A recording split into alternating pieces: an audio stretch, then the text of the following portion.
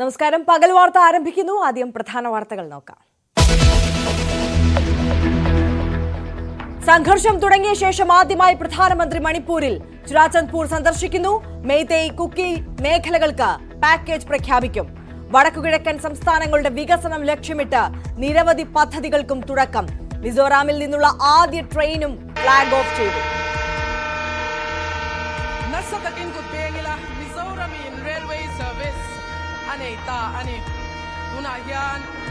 राजधानी express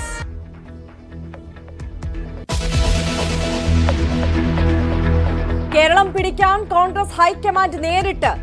voter Adhikar യാത്രാ മാതൃകയിൽ കേരളമാകെ പര്യടനത്തിന് രാഹുൽ ഗാന്ധിയും പ്രിയങ്ക ഗാന്ധിയും. രേവന്ത് റെഡ്ഡി, DK ശിവകുമാർ, സച്ചിൻ പൈലറ്റ് അടക്കമുള്ള ദേശീയ നേതാക്കളും തെരഞ്ഞെടുപ്പ് ഒരുക്കത്തിനെത്തും. തന്ത്രങ്ങൾ വിലയിരുത്താൻ അടുത്ത ആഴ്ച KPCC നേതൃയോഗം.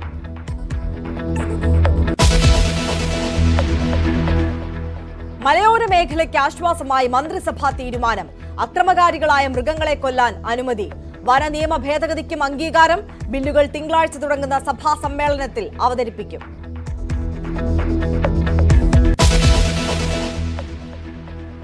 കാലിക്കുപ്പിക്ക് 20 രൂപ പരിഷ്കാരത്തിൽ വലഞ്ഞ് ബെബ്കോ ജീവനക്കാരും ഉപഭോക്താക്കളും. മുന്നൊരുക്കമില്ലാത്ത പദ്ധതി മൂലം ഔട്ട്ലെറ്റുകളിൽ ഇരട്ടിപ്പണി. ക്യൂവിന് നീളം കൂടി. തിരികെ വാങ്ങുന്ന കാലിക്കുപ്പികൾ എന്ത് ചെയ്യുമെന്ന ചോദ്യവും ബാക്കി.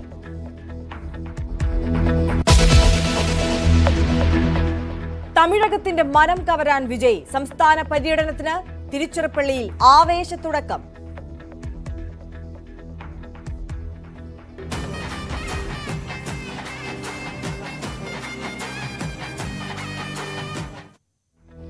അണ്ണാദുരൈയുടെയും MGRന്റെയും ചിത്രം പതിപ്പിച്ച വാഹനത്തിൽ 38 ജില്ലകളിലും എത്തും.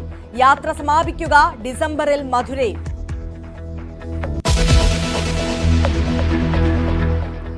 സംസ്ഥാനത്ത് തുടർച്ചയായ 2ാം ദിവസത്തെ ഹൃദയമാറ്റ ശസ്ത്രക്രിയയും വിജയം. ഇന്ന് പുലർച്ചെ പെരുമ്പാവൂർ സ്വദേശിയുടെ ഹൃദയം മാറ്റിവെച്ചത് കൊല്ലം സ്വദേശിയായ 13-കാരിക്ക്. അഭിമാന നേട്ടത്തിൽ എറണാകുളം ലിസി ആശുപത്രി.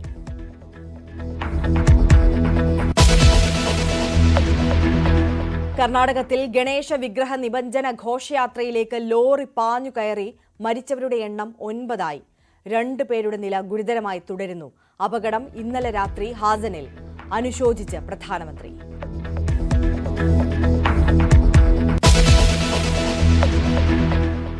വിശദമായി നോക്കാം. കലാപത്തിന് ശേഷം ആദ്യമായി പ്രധാനമന്ത്രി മണിപ്പൂരിൽ. ചുരാചന്ദ്പൂരിലാണ് സന്ദർശനം. ഇതിനുശേഷം ഇംഫാലിലും മോദി സന്ദർശനം നടത്തും.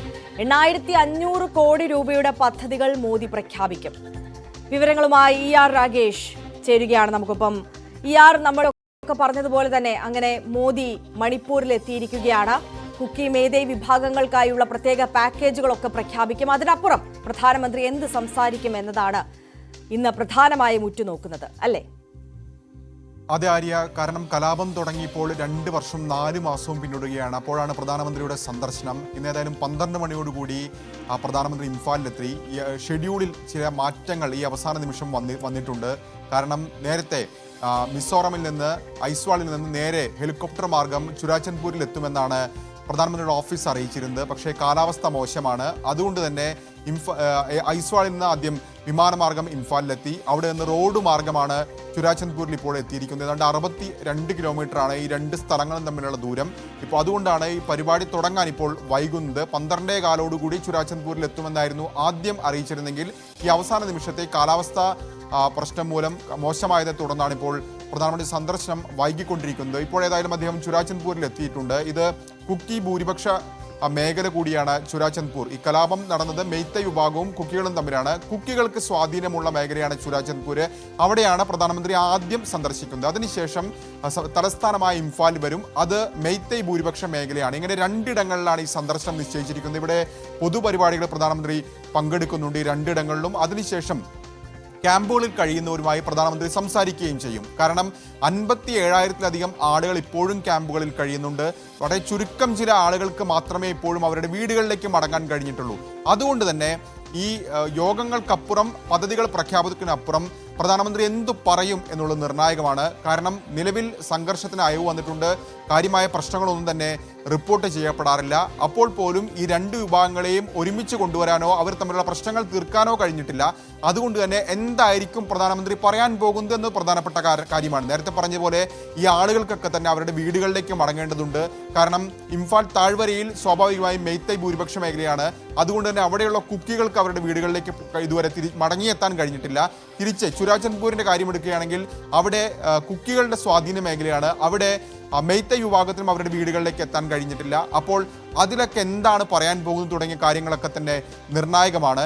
ഇത് കൂടാതെ നിലവിൽ സംസ്ഥാനത്ത് ഭരണമില്ല, രാഷ്ട്രപതി ഭരണമാണ് നിലവിലുള്ളത്. കഴിഞ്ഞ ഫെബ്രുവരി മാസം മുതൽ ഇതാണ് സ്ഥിതി. അപ്പോൾ പുതിയ സർക്കാർ വരുമോ, ഒപ്പം അല്ലെങ്കിൽ തെരഞ്ഞെടുപ്പിലേക്ക് പോകുമോ തുടങ്ങിയ കാര്യങ്ങളൊക്കെ തന്നെ ഒരു പ്രധാനമായ ചോദ്യമായി തന്നെ അവശേഷിക്കുന്നുണ്ട്. ഇതിന് പുറമെ ചർച്ചകൾ നടക്കേണ്ടതുണ്ട്. കാരണം ഒരു പ്രശ്നമുണ്ടാകുമ്പോൾ അത് ചർച്ചയിലൂടെയാണ് എല്ലാ കാലത്തും പരിഹരിക്കപ്പെടാറുള്ളത്.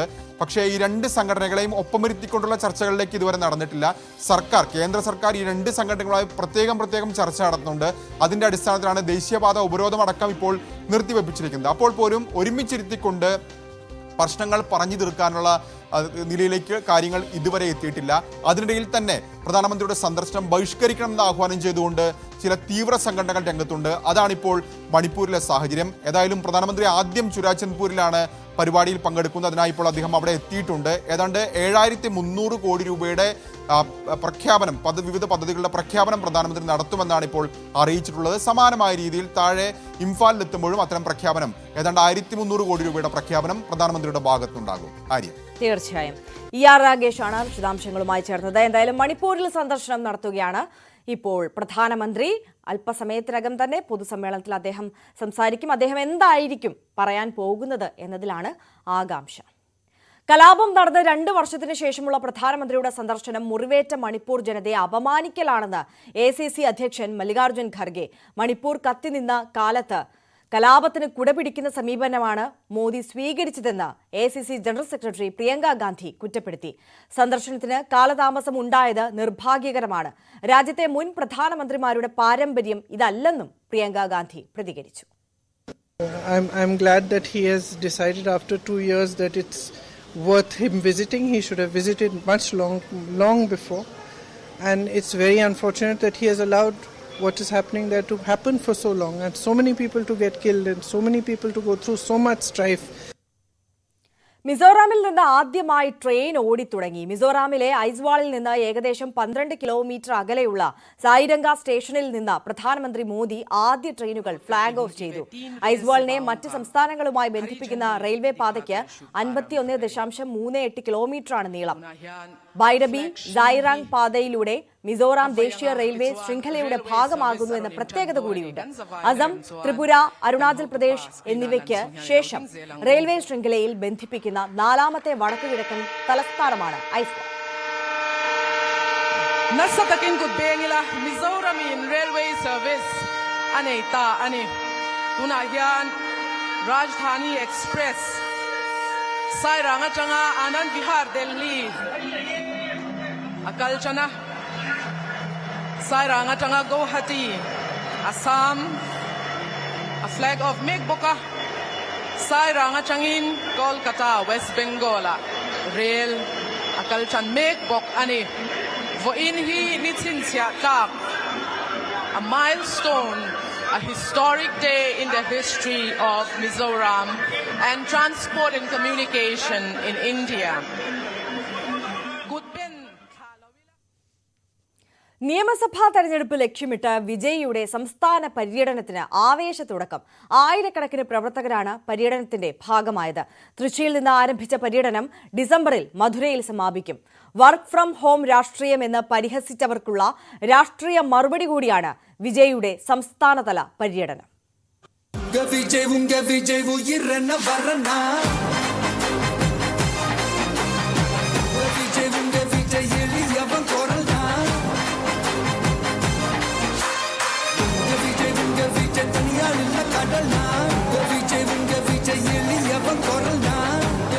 ക്യാരവാൻ മാതൃകയിൽ പ്രചാരണ വാഹനത്തിൽ CN അണ്ണാദുരൈയുടെയും MG രാമചന്ദ്രന്റെയും ചിത്രങ്ങൾ. നിങ്ങളുടെ വിജയ് ഇതാ വരുന്നു, ഇതാണ് മുദ്രാവാക്യം. ദ്രാവിഡ രാഷ്ട്രീയത്തിന് വളക്കൂറുള്ള തമിഴകത്തെ മണ്ണ് ഉഴുതുമറിക്കാൻ രാഷ്ട്രീയ പര്യടനം തുടങ്ങിക്കഴിഞ്ഞു നടൻ വിജയ്. തമിഴകത്തെ 38 ജില്ലകളിലൂടെയും ഈ യാത്ര കടന്നുപോകും. തൃച്ചിയിൽ നിന്നാരംഭിച്ച യാത്രയിൽ അപ്രതീക്ഷിത ജനപങ്കാളിത്തമായിരുന്നു. ചാർട്ടേഡ് വിമാനത്തിൽ തൃച്ചിയിലെത്തിയ വിജയ് പ്രവർത്തകരുടെ രാഷ്ട്രീയാവേശത്തിനിടയിലൂടെ ഉദ്ഘാടന വേദിയിലെത്താനെടുത്തത് 1.5 മണിക്കൂറിലധികം.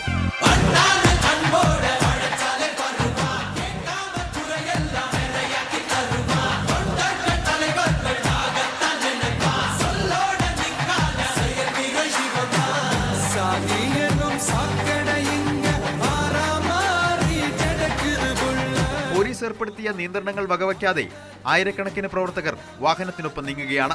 23 ഉപാധികളോടെയാണ് വിജയുടെ പര്യടനത്തിന് പോലീസ് അനുമതി നൽകിയത്. കാൽനട യാത്ര ഒഴിവാക്കണം, റോഡ് ഷോ പാടില്ല, പര്യടനത്തിന് 6 വാഹനങ്ങളിലധികം പാടില്ല. ഈ നിബന്ധനകളാണ് പോലീസ് മുന്നോട്ട് വെച്ചത്. പോലീസ് നടപടി രാഷ്ട്രീയ പ്രേരിതമെന്ന് വിജയ് ആരോപിച്ചു. പോലീസുമായി സഹകരിക്കണമെന്നും നിർദ്ദേശങ്ങൾ കർശനമായി പാലിക്കണമെന്നുമാണ് അണികൾക്ക് നൽകിയ നിർദ്ദേശം. പാർട്ടി സമ്മേളനങ്ങളിൽ കണ്ട പോലെ DMK-യെയും BJP-യെയും ലക്ഷ്യമിട്ടുള്ള രാഷ്ട്രീയ വിമർശനങ്ങളായിരിക്കും വിജയ് ഉന്നയിക്കുക. ഡിസംബർ 20-ന് മധുരയിലാണ് യാത്രയുടെ സമാപനം. പൊതുസമ്മേളനങ്ങളിലും സംസ്ഥാന പര്യടനത്തിലുമൊക്കെ അണിനിരക്കുന്ന ജനപങ്കാളിത്തം വോട്ടാകുമോ എന്നാണ് രാഷ്ട്രീയാകാംക്ഷ.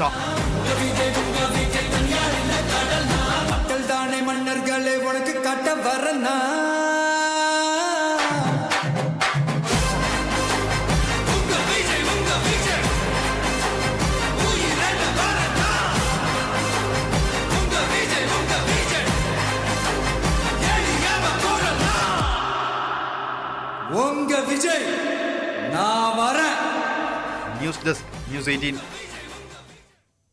ഇനി ന്യൂസ് 18ന്റെ ഒരു എക്സ്ക്ലൂസീവ് റിപ്പോർട്ടിലേക്കാണ് നമ്മൾ പോകുന്നത്. ബീഹാറിലെ വോട്ടർ അധികാർ യാത്ര മാതൃകയിൽ രാഹുൽ ഗാന്ധി നയിക്കുന്ന യാത്ര കേരളത്തിലും നടത്താൻ കോൺഗ്രസ്. വരുന്ന നിയമസഭാ തെരഞ്ഞെടുപ്പ് ജയം ലക്ഷ്യമിടുന്ന യാത്ര രാഹുൽ ഗാന്ധിയും പ്രിയങ്ക ഗാന്ധിയും ചേർന്നാകും നയിക്കുക. തീവ്ര വോട്ടർ പട്ടിക പരിഷ്കാരം. റിപ്പോർട്ടിലേക്ക്. തുടർച്ചയായി 2 തവണ പ്രതിപക്ഷത്തൊതുങ്ങേണ്ടി വന്ന മുന്നണിയെ അധികാരത്തിലേക്ക് തിരികെ എത്തിക്കുകയെന്ന ലക്ഷ്യത്തോടെയാണ് നിർണായക ഇടപെടലിന് ഹൈക്കമാൻഡ് തയ്യാറെടുക്കുന്നത്. ഈ നീക്കങ്ങളുടെ ഭാഗമായി ബീഹാറിൽ രാഹുൽ ഗാന്ധി നയിച്ച വോട്ട് ചോരി യാത്രയ്ക്ക് സമാനമായി സംസ്ഥാനത്തെ 14 ജില്ലകളിലും കോൺഗ്രസ് ഹൈക്കമാൻഡിന്റെ നേരിട്ടുള്ള മേൽനോട്ടത്തിൽ പര്യടനം നടത്താനുള്ള കൂടിയാലോചനകളാണ് പുരോഗമിക്കുന്നത്.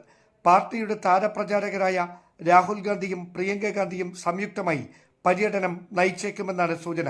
ഇവർക്ക് പുറമെ തെലങ്കാന മുഖ്യമന്ത്രി രേവന്ത് റെഡ്ഡി, കർണാടക ഉപമുഖ്യമന്ത്രി DK ശിവകുമാർ, സച്ചിൻ പൈലറ്റ് തുടങ്ങിയവരും നിയമസഭാ തെരഞ്ഞെടുപ്പിന് മുന്നോടിയായുള്ള പ്രചാരണങ്ങളിൽ സംസ്ഥാനത്ത് സജീവമാകും. രാഹുലും പ്രിയങ്കയും നേരിട്ട് നയിക്കുന്ന പര്യടനത്തിന്റെ ക്രമീകരണങ്ങൾ വിലയിരുത്താൻ ഈ മാസം അവസാന വാരം മുന്നണി നേതൃയോഗം ചേരും. പാർട്ടിയെയും പോഷക സംഘടനകളെയും ഒരുപോലെ പ്രതിസന്ധിയിലാക്കിയ രാഹുൽ മങ്കൂട്ടത്തിൽ വിവാദത്തെ അതിജീവിക്കാനും ഹൈക്കമാൻഡ് മേൽനോട്ടം വഹിക്കുന്ന താരപ്രചാരകരുടെ പര്യടനത്തിന് സാധിക്കുമെന്നാണ് നേതൃത്വത്തിന്റെ വിലയിരുത്തൽ. Dan Kurian, news 18, Thiruvananthapuram.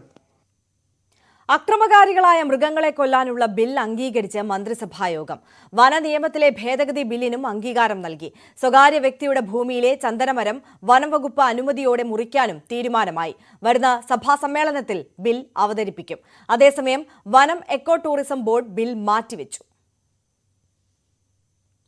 കോഴിക്കോട് പേരാമ്പ്രയിൽ കാട്ടാന ആക്രമണം. പേരാമ്പ്രയിലെ എസ്റ്റേറ്റിൽ ടാപ്പിംഗ് വാച്ചർ തൊഴിലാളിയായ ബാബുവിനാണ് ഗുരുതരമായി പരിക്കേറ്റത്. വാരിയെല്ലിന് പൊട്ടലേറ്റ ബാബു കോഴിക്കോട് മെഡിക്കൽ കോളേജിൽ ചികിത്സയിലാണ്.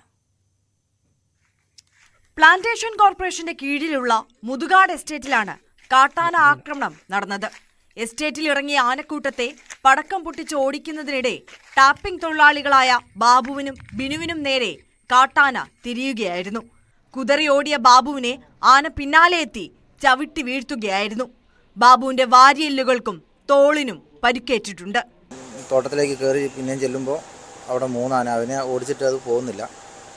അപ്പം ഓടിക്കുന്നതിനിടയിൽ പടക്കം പൊട്ടിച്ച് ഓടിക്കുന്ന സമയത്ത് ആന നമുക്ക് നേരെ പാഞ്ഞെടുക്കുകയും ഞങ്ങൾ ഓടി രക്ഷപ്പെടുന്നതിനിടയിൽ ബാബുവേട്ടൻ പുറകിലായിരുന്നു. ബാബുവേട്ടനെ ആന തട്ടിയിട്ട് നെഞ്ചത്ത് ചവിട്ടിയിട്ടുണ്ട്. ചവിട്ടി കൂടാണ്ട് ഇവിടെ ഒരു മുറിവുണ്ട്, പിന്നെ ഈ എല്ല് പൊട്ടിയിട്ടുണ്ട്. ഈ മുറിവ് ആനയുടെ ഒരു ചെറിയ കൊമ്പുള്ളൊരു ആനയാണ്. ആനയുടെ കൊമ്പ് കൊണ്ട പോലെ ഉണ്ട്, നല്ല ആഴത്തുള്ളൊരു മുറിവാണ്. പൂർണ്ണമായിട്ടും റെഡി ആയിട്ടില്ലെങ്കിലും ക്രിട്ടിക്കൽ സ്റ്റേജ് ഒരു പരിധിവരെ തരണം ചെയ്തിരിക്കുന്ന ഡോക്ടർ പറഞ്ഞു. ഇപ്പോൾ സ്കാൻ ചെയ്ത് വന്നതാണ്. അപ്പോൾ ഇനി ആ സ്കാനിങ്ങിൻ്റെ റിപ്പോർട്ട് കിട്ടിയതിന് ശേഷം ഒരു സർജറിയും കൂടി വേണമെന്നാണ് പറഞ്ഞത്.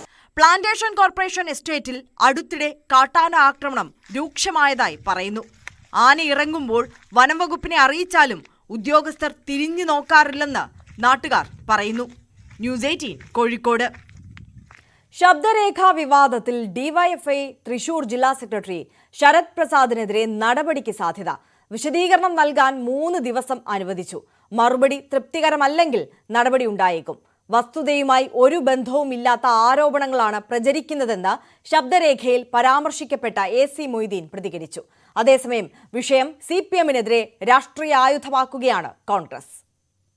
ശബ്ദരേഖാ വിവാദത്തിൽ CPM നടപടിയിലേക്ക് നീങ്ങുന്നു എന്നതിന്റെ സൂചനകളാണ് ലഭിക്കുന്നത്. ഇതിൽ ശബ്ദരേഖയുടെ ഉടമ ഡിവൈഎഫ്ഐ ജില്ലാ സെക്രട്ടറിയായ ശരത് പ്രസാദിന് 3 ദിവസത്തിനകം കാരണം കാണിക്കൽ വിശദീകരണം നൽകാനായിട്ട് ആവശ്യപ്പെട്ടിട്ടുണ്ട്. ഇദ്ദേഹത്തിന് നോട്ടീസ് നൽകിയിട്ടുണ്ട്. എന്താണ് ഇതുമായി ബന്ധപ്പെട്ടുകൊണ്ട് ഇദ്ദേഹത്തിന് പറയുവാനുള്ളത്? പ്രത്യേകിച്ച് CPM-ന്റെ സമുന്നതരായ നേതാക്കളെക്കുറിച്ചുള്ള പരാമർശങ്ങളാണ് ഇദ്ദേഹം നടത്തിയിരിക്കുന്നത്. പലരും പണപ്പിരിവുകാരാണ്, പലരും വലിയ രീതിയിലുള്ള പണം ഇതിൽ നിന്ന് സമാഹരിച്ചിട്ടുണ്ട് എന്നത് മാത്രവുമല്ല, ഓരോ നേതാക്കൾക്കും പ്രാദേശിക തട്ടിൽ പ്രവർത്തിക്കുമ്പോൾ തൊട്ട് സംസ്ഥാന തലം വരെ എത്തുമ്പോൾ തന്നെ എത്രമാത്രം പണം ഇവർക്ക് പിരിക്കാൻ കഴിയുന്നുണ്ട് എന്നതിൻ്റെ കണക്കുകളടക്കമാണ് ഇയാൾ പറഞ്ഞിരിക്കുന്നത്. അതുകൊണ്ട് വലിയ രീതിയിൽ CPM-ന് ക്ഷീണം സംഭവിക്കുന്ന രീതിയിലുള്ള സംഭാഷണ ശകലങ്ങളാണ് പുറത്തു വന്നിരിക്കുന്നത്. ഇത് ഡിവൈഎഫ്ഐക്കകത്തെ വിഭാഗീയതയും മറ്റ് എതിർചേരിയും എല്ലാം തന്നെ പറയുന്നുണ്ടെങ്കിൽ കൂടിയും അത് CPM-നെ വളരെ പ്രത്യക്ഷത്തിൽ ബാധിക്കുന്ന രീതിയിലേക്കാണ് കാര്യങ്ങൾ നീങ്ങിയിരിക്കുന്നത്. അതുകൊണ്ടാണ് ഇതിൽ വിശദീകരണം നൽകാനും വൈകാതെ തന്നെ നടപടിയിലേക്ക് നീങ്ങാനും എല്ലാം തന്നെ തീരുമാനിച്ചിരിക്കുന്നത്. ഇതിനകം ഈ ശബ്ദരേഖ പുറത്തുവിട്ട ആൾക്കെതിരെ നടപടി വന്നിട്ടുണ്ട്. ഇനി ഈ ശരത് പ്രസാദിന് എന്താണ് പറയുവാനുള്ളതെന്നാണ് പാർട്ടി നോക്കുന്നത്. പക്ഷേ ഇതിനകം തന്നെ ഇത് വലിയ രീതിയിലൊരു രാഷ്ട്രീയ ആയുധമാക്കി പ്രത്യേകിച്ച് UDF-ഉം കോൺഗ്രസും എല്ലാം തന്നെ മാറ്റിയിട്ടുണ്ട്. CPM-ന്റെ കച്ചവടമാണ് ഇതിലൂടെ പുറത്തു വന്നിരിക്കുന്നത്. CPM കരുവന്നൂർ വിഷയം അടക്കമുള്ള കാര്യങ്ങളിൽ സ്വീകരിച്ച നിലപാടുകൾ അവർ തീർച്ചയായും തന്നെ അതിൽ ആരോപണങ്ങൾ ഉയർന്നിരുന്നു. ആ ആരോപണങ്ങൾ ശരിവെക്കുന്നു എന്നത് പാർട്ടി തലത്തിൽ തന്നെയുള്ള ചർച്ചകളാണ് ഇതുമായി ബന്ധപ്പെട്ട് വരുന്നത് എന്നതെല്ലാം തന്നെയാണ് ഇപ്പോൾ മറ്റ് മുതിർന്ന കോൺഗ്രസ് നേതാക്കളടക്കം വിമർശനമായി രംഗത്ത് വന്നിട്ടുള്ളത്. എല്ലാ വൃത്തികെട്ട ഇടപാടുകളിലും കളങ്കിതമായ ഇടപാടുകളിലും CPM നേതാക്കൾക്ക് പങ്കുണ്ട് എന്നതിന്റെ വ്യക്തമായ തെളിവാണ് പുറത്തു വന്നിരിക്കുന്നത്. എവിടെ പോയി ED അന്വേഷണം നടത്തിയിട്ട് കോംപ്രമൈസായി. അത് പാർലമെന്റ് തെരഞ്ഞെടുപ്പിൽ ഇവരെ എല്ലാം ഭീഷണിപ്പെടുത്തി BJPക്ക് അനുകൂലമായി പ്രവർത്തിപ്പിച്ചു. BJP നേതൃത്വം ഈ സർക്കാരിന്റെ, പിണറായി സർക്കാരിന്റെ അവസാനത്തിന്റെ ആരംഭം കുറിച്ചിരിക്കുകയാണ്. പാർട്ടി നേതാക്കന്മാരുടെ അഴിമതി പുറത്തു വരും എന്ന് ഭയപ്പെട്ട് DYFI നേതാവിനെ അഴിമതി കേസിൽ പെടുത്തി പോലീസ് സ്റ്റേഷനിൽ കൊണ്ടുപോയി തല്ലിക്കൊന്നു. പാർട്ടിയുടെ ഓരോ നേതാക്കന്മാരും ഈ 10 വർഷം കൊണ്ട് തടിച്ചു കൊഴുത്ത് സമ്പന്നന്മാരായി മാറിയിരിക്കുന്നു. എല്ലാ ജില്ലയിലെയും നേതാക്കന്മാർ ഈ ഭരണത്തിന്റെ സംവിധാനങ്ങൾ ഉപയോഗിച്ചുകൊണ്ട് കോടികൾ സമ്പാദിച്ചിരിക്കുന്നു. ഇത് ഒരു അന്വേഷണത്തിന് വിധേയമാക്കാൻ ആരോടാ പറയുന്നത്? വേലി തന്നെ വിളവ് തിന്നുന്നു. ഏതായാലും വലിയ രീതിയിലേക്ക് CPM-നെ പ്രതിരോധത്തിലാഴ്ത്തുന്ന ഈ സംഭവത്തിൽ ഇപ്പോൾ വിശദീകരണം അടക്കമുള്ള കാര്യങ്ങളിലേക്ക് CPM ജില്ലാ സെക്രട്ടറിക്ക് വിശദീകരണം നൽകാനാണ് ആവശ്യപ്പെട്ടിരിക്കുന്നത്. ജില്ലാ കമ്മിറ്റിക്ക് വിശദീകരണം നൽകാനാണ് ആവശ്യപ്പെട്ടിരിക്കുന്നത്. ഫലത്തിൽ ഇത് നടപടികളിലേക്ക് നീങ്ങുന്നു എന്ന സൂചനകൾ തന്നെയാണ് ലഭിക്കുന്നത്. ഡാനി പോളിന്റെ റിപ്പോർട്ടാണ് കണ്ടത്. വയനാട് പുൽപ്പള്ളിയിലെ കോൺഗ്രസ് നേതാവ് ജോസ് നെല്ലേടത്തിന്റെ അവസാന പ്രതികരണം പുറത്ത്. തന്നെ ഗൂഢാലോചനക്കാരനായി ചിത്രീകരിച്ചുവെന്നും ഒരു വിഭാഗം തന്റെ രക്തത്തിനു വേണ്ടി ദാഹിച്ചുവെന്നും ജോസ് പറയുന്നു. പ്രതിസന്ധിയിൽ പാർട്ടി നേതാക്കൾ കൈവിട്ടെന്നും ആത്മഹത്യാക്കുറിപ്പിലും പറയുന്നു. വീട്ടിൽ നിന്നാണ് പോലീസ് കുറിപ്പ് കണ്ടെടുത്തത്. കോൺഗ്രസ് വാർഡ് പ്രസിഡന്റിനെ കള്ളക്കേസിൽ കുടുക്കിയതിൽ ആരോപണ വിധേയനാണ് മരിച്ച ജോസ്. അതേസമയം CPM നടത്തിയ സൈബർ പ്രചാരണത്തിന്റെയും വ്യക്തിഹത്യയുടെയും ഇരയാണ് ജോസ് നെല്ലേടമെന്ന് DCC പ്രസിഡന്റ് ND അപ്പച്ചൻ ആരോപിച്ചു. രാഹുൽ മാങ്കൂട്ടത്തിലിനായി കവചം തീർക്കുമെന്ന പാലക്കാട് നഗരസഭാ കോൺഗ്രസ് കൗൺസിലർ. കോൺഗ്രസ് നേതാവായ മൻസൂർ മണലാഞ്ചേരിയാണ് രാഹുലിനെ പിന്തുണച്ച് രംഗത്തെത്തിയത്. രാഹുലിനെതിരെ നിലപാടെടുത്ത നേതാക്കൾക്കും വിമർശനമുണ്ട്. ഒറ്റയ്ക്കിട്ട് ആക്രമിക്കുന്നത് പാർട്ടിയെ വളർത്തുകയല്ല, തളർത്തുകയാണ് ചെയ്യുകയെന്ന് നേതാക്കൾ ഓർത്താൽ നല്ലതാണ്. നേതാക്കൾ കൈമലർത്തിയാലും പാലക്കാട് കാലുകുത്തിയാൽ രാഹുലിന് പ്രതിരോധ കവചം തീർക്കുമെന്നും മൻസൂർ ഫേസ്ബുക്കിൽ കുറിച്ചു.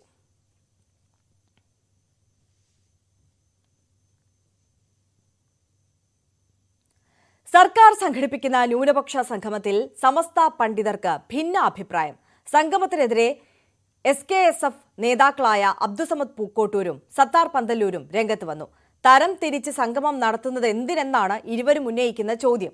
ന്യൂനപക്ഷ സംഗമം സർക്കാർ നടത്തുമ്പോൾ ആശങ്കയുണ്ടെന്ന് അബ്ദുസമദ് പൂക്കോട്ടൂർ പ്രതികരിച്ചു. സംഗമത്തെ അനുകൂലിച്ച് SYS നേതാവ് മുസ്തഫ മുണ്ടുപാറ രംഗത്ത് വന്നതിന് പിന്നാലെയാണ് സമസ്തയിലെ ഭിന്നസ്വരം. ന്യൂനപക്ഷ സംഗമത്തിനെതിരെ സമസ്തയിലെ പണ്ഡിതർക്ക് തന്നെ ഭിന്നാഭിപ്രായമാണെന്ന കാര്യമാണ് പുറത്തുവരുന്നത്. സമസ്തയുടെ പോഷക സംഘടനയായ SKSSFന്റെ മുതിർന്ന നേതാക്കൾ സത്താർ പന്തലൂരും അതുപോലെ അബ്ദുസമദ് പൂക്കോട്ടൂരും അവരുടെ അഭിപ്രായങ്ങൾ പങ്കുവച്ചത് ഇപ്രകാരമാണ്. ഈ ഒരു സർക്കാർ ഈ തെരഞ്ഞെടുപ്പിനോടനുബന്ധിച്ച് ഇത്തരത്തിലൊരു സംഗമം നടത്തുന്നത് തന്നെ തെരഞ്ഞെടുപ്പ് ലക്ഷ്യമിട്ടാണെന്ന ആരോപണം UDF ഉന്നയിച്ചിരുന്നു. ഇതിനെ പരോക്ഷമായി പിന്തുണയ്ക്കുന്ന തരത്തിലാണ് നേതാക്കളുടെ പരാമർശങ്ങൾ. ഈ സർക്കാരിന്റെ കാലത്ത് ന്യൂനപക്ഷങ്ങൾക്ക് എന്തെല്ലാം ലഭിച്ചു, എന്തെല്ലാം നിഷേധിക്കപ്പെട്ടു, അതുപോലെ തന്നെ ന്യൂനപക്ഷങ്ങൾക്കെതിരെയുള്ള വിമർശനങ്ങൾ നടത്തുന്നവരെ സർക്കാർ അത്രമാത്രം അഴിച്ചുവിടുന്ന തരത്തിലുള്ള നിലപാടെടുത്തു. ഇത്തരം കാര്യങ്ങൾ ചൂണ്ടിക്കാണിച്ചുകൊണ്ടായിരുന്നു സത്താർ പന്തലൂരിന്റെ ഫേസ്ബുക്ക് പോസ്റ്റ്. ഇത്തരത്തിൽ മതം തിരിച്ചുള്ള ഒരു സംഗമമല്ല, മനുഷ്യരുടെ സംഗമമാണ് നടത്തുന്നതെന്നും അദ്ദേഹം ഫേസ്ബുക്കിൽ കുറിച്ചു. പിന്നാലെ തന്നെ മാധ്യമങ്ങളെ കണ്ട അബ്ദുസമദ് പൂക്കോട്ടൂരും സമാനാഭിപ്രായമാണ് പങ്കുവച്ചത്. മുസ്ലിം സംഘടനകൾ ആരും സർക്കാരിനോട് ഇങ്ങനെ ഒരു സംഗമത്തിന് ആവശ്യപ്പെട്ടതായിട്ട് ഒരു വാർത്തയും വന്നിട്ടില്ല. ഒരു സംഘടനയും ഔദ്യോഗികമായി ഗവൺമെന്റിന് അങ്ങനെ ഒരു റിപ്പോർട്ട് നൽകിയതായിട്ട് അറിവില്ല. പ്രത്യേകിച്ച് തൊട്ടടുത്തൊരു ചർച്ചയുണ്ടായി. സ്കൂൾ സമയമാറ്റ സംബന്ധമായി മദ്രസകൾക്ക് വരുന്ന നഷ്ടത്തെക്കുറിച്ച് ബോധ്യപ്പെടുത്താൻ ചർച്ചയുണ്ടായിരുന്നു. ആ സമയത്തൊന്നും ഇങ്ങനൊരു സംഗമം നടത്തുന്നതിനെ കുറിച്ച് ഗവൺമെന്റ് പറഞ്ഞിട്ടില്ല. ഒരു മതേതര ഗവൺമെന്റ് സമുദായം തിരിച്ച് ഇങ്ങനെ സംഗമം നടത്തുക എന്ന് പറയുന്നത് തന്നെ സംഗതമാണോ എന്ന് നമ്മൾ ചിന്തിക്കണം. ഒരു മതേതര ഗവൺമെന്റിനെ സംബന്ധിച്ചിടത്തോളം എല്ലാവരും സമന്മാരാണ്. കേരളത്തിലെ മൊത്തം ജനങ്ങൾ, ആ മൊത്തം ജനങ്ങളെ ബാധിക്കുന്ന പ്രശ്നങ്ങൾ പരിഹരിക്കുക എന്നുള്ളതാണ് ഗവൺമെന്റ് മുമ്പിലുള്ള കടമ. ചേരി തിരിച്ചോരോ സംഗമങ്ങൾ നടത്തേണ്ടതിന്റെ ആവശ്യമുണ്ടോ?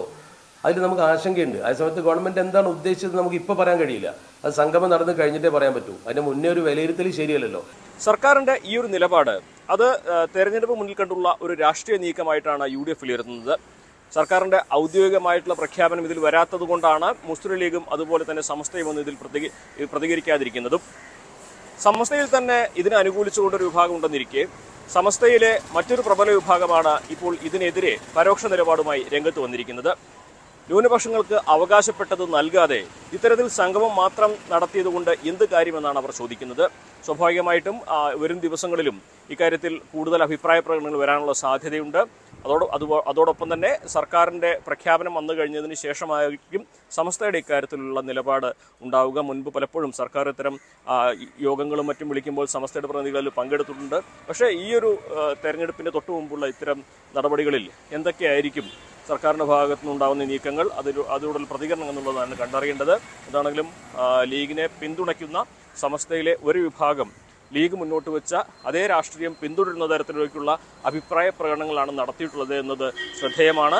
ഇതിനെതിരെ എന്തെല്ലാം നിലപാടുകൾ അല്ലെങ്കിൽ എന്തെല്ലാം പരസ്യ പ്രതികരണങ്ങൾ ഇനി ഉണ്ടാകുമെന്നുള്ളതും കണ്ടറിയേണ്ടതാണ്. സമസ്തയുടെ പ്രതികരണം സർക്കാർ ഇക്കാര്യത്തിൽ ഒരു ഔദ്യോഗികമായ പ്രഖ്യാപനം നടത്തിയതിനു ശേഷമേ ഉണ്ടാവുകയുള്ളൂ എന്നാണ് അറിയാനാകുന്നത്. മലപ്പുറത്തു നിന്നും CB അനുമോദ്, ന്യൂസ് 18. മതേതര സർക്കാർ എങ്ങനെയാണ് മതത്തിന്റെ അടിസ്ഥാനത്തിൽ ആളുകളെ വിളിച്ചു കൂട്ടുന്നതെന്ന് BJP നേതാവ് MT രമേശ്. പച്ചയായ വോട്ട് രാഷ്ട്രീയമാണ് സർക്കാർ നടത്തുന്നത്. വർഗീയ രാഷ്ട്രീയത്തിന് സർക്കാർ നേതൃത്വം നൽകുന്നുവെന്നും MT രമേശ് വിമർശിച്ചു. പ്രത്യേക മതവിഭാഗങ്ങളെ ഭൂരിപക്ഷമാകട്ടെ ന്യൂനപക്ഷമാകട്ടെ. ഇപ്പോൾ മണിപ്പൂരിൽ മോദി സംസാരിക്കുകയാണ്. തത്സമയത്തിലേക്ക്. मणि है, ये वो मणि है जो आने वाले समय में पूरे नॉर्थ ईस्ट की चमक को बढ़ाने वाली है. भारत सरकार का निरंतर प्रयास रहा है कि मणिपुर को विकास के रास्ते पर तेजी से आगे ले जाएं. इसी कड़ी में मैं आज यहां आप सभी के बीच आया हूं. थोड़ी देर पहले इसी मंच से करीब 7,000 करोड़ रुपए के प्रोजेक्ट का शिलान्यास हुआ है. ये प्रोजेक्ट मणिपुर के लोगों की यहां हिल्स पर रहने वाले ट्राइबल समाज की जिंदगी को और बेहतर बनाएंगे। ये आपके लिए हेल्थ और एजुकेशन की नई सुविधाओं का निर्माण करेंगे। मैं मणिपुर के आप सभी लोगों को, चूराचांदपुर के लोगों को इन परियोजनाओं के लिए बहुत बहुत बधाई देता हूं। साथियों, मणिपुर बॉर्डर से सटा राज्य है। यहां पर कनेक्टिविटी हमेशा से बहुत बड़ी चुनौती रही है। अच्छी सड़कें ना होने की वजह से आपको जो परेशानी आती रही है वो मैं भली भांति समझता हूं। इसलिए 2014 के बाद से मेरा बहुत जोर रहा कि मणिपुर की कनेक्टिविटी के लिए लगातार काम किया जाए और इसके लिए भारत सरकार ने 2 स्तर पर काम किया। पहला, हमने मणिपुर में रेल और रोड का बजट कई गुना बढ़ाया और दूसरा, शहरों के साथ ही गांवों तक भी सड़कें पहुंचने पर जोर लगाया।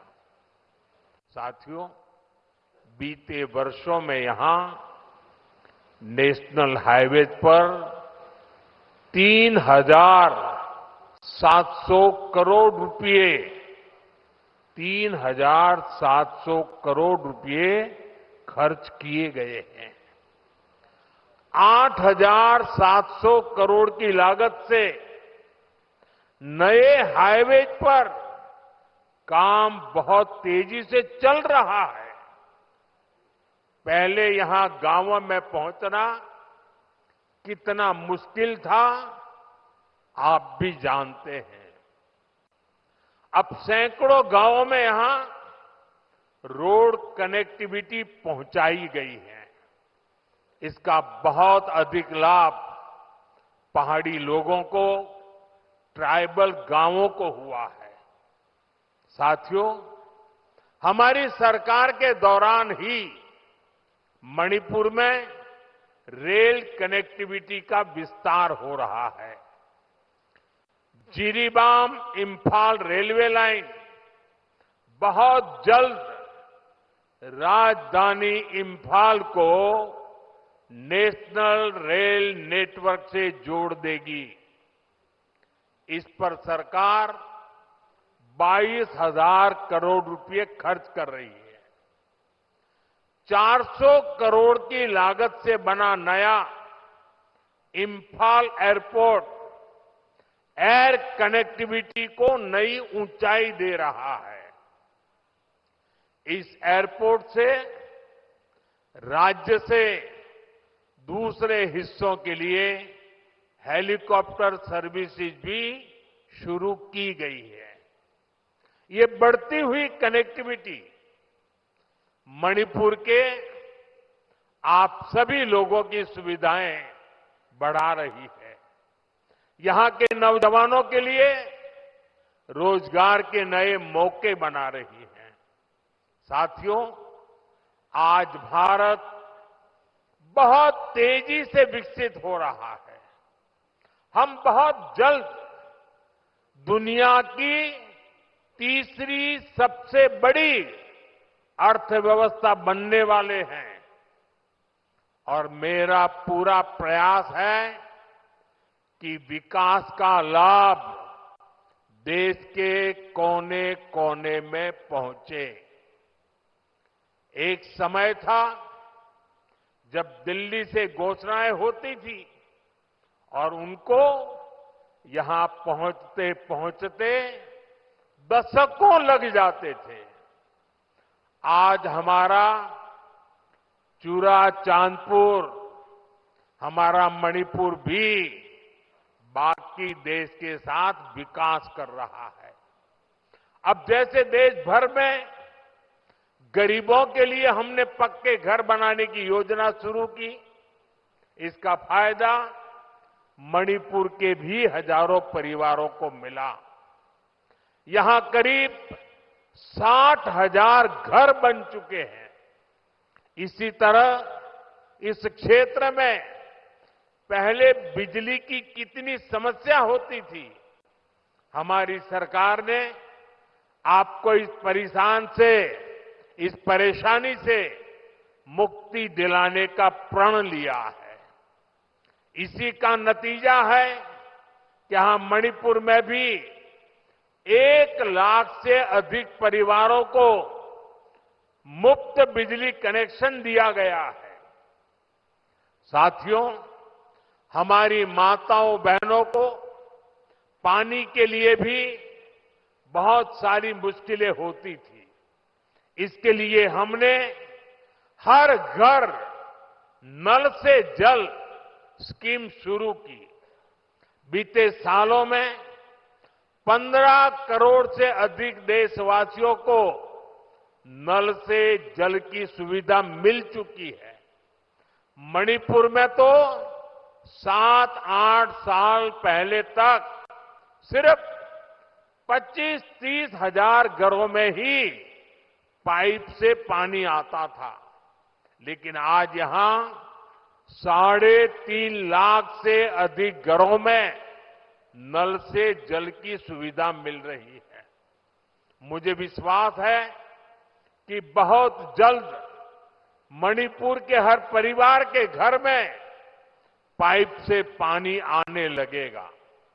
साथियों, पहले के समय में पहाड़ों में, ट्राइबल एरियाज में अच्छे स्कूल कॉलेज, अच्छे अस्पताल ये भी सपना होते थे। कोई बीमार हो जाए तो मरीज को अस्पताल पहुंचाते ही बहुत देर हो जाती थी। आज भारत सरकार के प्रयासों से स्थिति बदल रही है।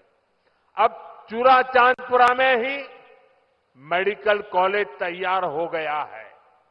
यहां अब नए डॉक्टर भी बन रहे हैं और स्वास्थ्य सुविधाएं भी बेहतर हो रही है। आप जरा सोचिए, आजादी के अनेक दशकों तक मणिपुर के पहाड़ी क्षेत्रों में मेडिकल कॉलेज नहीं था। ये काम भी हमारी सरकार ने ही किया है। हमारी सरकार पीएम डिवाइन स्कीम के तहत 5 पहाड़ी जिलों में आधुनिक हेल्थ सर्विस विकसित कर रही है। आयुष्मान भारत योजना के तहत भारत सरकार गरीबों को 5 लाख रुपए तक के मुफ्त इलाज की सुविधा भी दे रही है। मणिपुर के भी करीब 2.5 लाख मरीजों ने इस योजना के जरिए अपना मुफ्त इलाज कराया है। अगर ये मुफ्त इलाज की सुविधा ना होती तो यहां मेरे गरीब भाई बहनों को अपने इलाज पर 350 करोड़ रुपए खुद के जेब से खर्च करने पड़ते। लेकिन ये सारा खर्च भारत सरकार ने उठाया है। वो इसलिए क्योंकि हर गरीब की चिंता को दूर करना हमारी प्राथमिकता है। साथियों, मणिपुर की ये धरती, ये क्षेत्र आशा और उम्मीद की भूमि है, लेकिन दुर्भाग्य से हिंसा ने इस शानदार इलाके को മണിപ്പൂരിനെ വികസനത്തിന്റെ പാതയിൽ എത്തിക്കുകയാണ് കേന്ദ്ര സർക്കാർ ലക്ഷ്യമെന്ന് സംസാരിക്കുകയായിരുന്നു ചുരാചന്ദ്പൂരിൽ നരേന്ദ്രമോദി. 8000 കോടിയോളം രൂപയുടെ പദ്ധതികൾ ഉദ്ഘാടനം ചെയ്തു കഴിഞ്ഞു. ആരോഗ്യം, വിദ്യാഭ്യാസ മേഖലയിലും സമഗ്ര വികസനമാണ് പ്രധാനമന്ത്രി ഉറപ്പ് നൽകുന്നത്. ഇപ്പോൾ റോഡ് റെയിൽ വികസനം എത്രയും പെട്ടെന്ന് സാധ്യമാക്കുമെന്നും നാഷണൽ റെയിൽവേ നെറ്റ്വർക്കുമായി മണിപ്പൂരിനെ ബന്ധിപ്പിക്കുമെന്നും ദേശീയപാത വികസനത്തിനായി ഇനിയും 7000 കോടിയോളം രൂപ ചെലവഴിക്കുമെന്നും ഗ്രാമമെന്നോ നഗരപ്രദേശമെന്നോ വ്യത്യാസമില്ലാതെ മണിപ്പൂരിന്റെ എല്ലാ മുക്കിലും മൂലയിലും റോഡ് വികസനം എത്തിക്കുമെന്നും എല്ലാ വീട്ടിലും വൈദ്യുതിയും വെള്ളവും എത്തിക്കാനുള്ള പദ്ധതി ആരംഭിച്ചു കഴിഞ്ഞുവെന്നും ആദിവാസി മേഖലകളിൽ അടക്കം സമഗ്രമായ വികസനം എത്തിക്കുമെന്നും ചുരാചന്ദ്പൂരിൽ മെഡിക്കൽ കോളേജ് തയ്യാറായി കഴിഞ്ഞിരിക്കുന്നു. നിർധനരായവർക്ക് സൗജന്യ ചികിത്സ ഉറപ്പാക്കുന്ന പദ്ധതികൾ ആരംഭിച്ചു കഴിഞ്ഞിരിക്കുന്നുവെന്നും പ്രധാനമന്ത്രി പറയുകയായിരുന്നു. മറ്റു വാർത്തകളിലേക്ക്. മസ്തിഷ്ക മരണം സംഭവിച്ച അങ്കമാലി സ്വദേശി ബിൽജിത്തിന്റെ ഹൃദയം ഇനി കൊല്ലം സ്വദേശിനിയായ 13-കാരിയിൽ മിടിക്കും. എറണാകുളം ലിസി ആശുപത്രിയിൽ ശസ്ത്രക്രിയ വിജയകരമായി പൂർത്തിയായി. ഹൃദയത്തിന് പുറമെ കരളും വൃക്കകളും കണ്ണും ഉൾപ്പെടെ ദാനം ചെയ്തു. 7 പേരിലൂടെ ബിൽജിത്തിനി ജീവിക്കും. ഇന്നലെ വൈകുന്നേരം 7 മണിയോടുകൂടിയാണ് വന്ദേ ഭാരത് ട്രെയിനിൽ കൊല്ലം സ്വദേശിനിയെ 13-കാരിയുമായി കൊച്ചിയിലെത്തിയത്. തുടർന്ന് ലിസി ഹോസ്പിറ്റലിൽ എത്തിച്ചു. തുടർന്ന് ഹൃദയമാറ്റ ശസ്ത്രക്രിയയ്ക്ക് വേണ്ടുന്ന ചില ടെസ്റ്റുകൾ പെൺകുട്ടിയിൽ നടത്തേണ്ടതുണ്ട്. മണിക്കൂറുകൾ നീണ്ട പരിശോധനയ്ക്കൊടുവിലാണ് പെൺകുട്ടിക്ക് ഹൃദയം മാറ്റാണെന്ന് കണ്ടെത്തുകയും തുടർന്ന് അങ്കമാലിയിലുണ്ടായിരുന്ന കഴിഞ്ഞ വെള്ളിയാഴ്ച മസ്തിഷ്കമരണം സംഭവിച്ച ബിൽജിത്ത് എന്ന് പറയുന്ന 18-കാരൻ്റെ ഹൃദയവും ആയി കൊച്ചിയിലേക്ക് ലിസി ഹോസ്പിറ്റലിലേക്ക് തിരിക്കുന്നത്. ഇന്നലെ രാത്രി 1:15 ലിസി ഹോസ്പിറ്റലിൽ ഈ ഹൃദയം എത്തുന്നത്. അതിനുശേഷമാണ് ശസ്ത്രക്രിയകൾ നടക്കുന്നത്.